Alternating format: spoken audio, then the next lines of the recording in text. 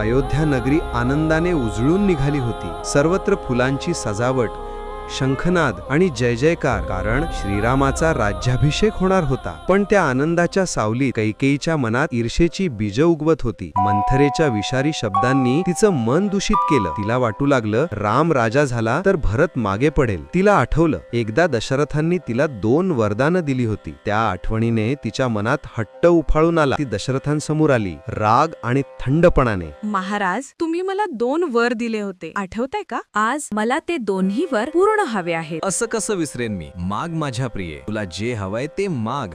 तुला जे हवंय ते मी तुला देईन. तू आनंदी झालीस म्हणजे माझ्या आयुष्याचं सार्थक झालं. मग ऐका महाराज, माझा पहिला वर, माझा पुत्र भरत राजा व्हावा. भरत? पण रामाच्या राज्याभिषेकानंतर तोही तर राज्याचा भाग असेल ना? नाही महाराज, फक्त भरतच राजा व्हावा. आणि माझा दुसरा वर, रामाला 14 वर्षांसाठी वनवासात पाठवा. महालात क्षणभर पूर्ण शांतता पसरली. जणू वेळ थांबली होती. थरथरत्या आवाजात महाराज दशरथ म्हणाले, कैकेयी, हा कसा वर आहे?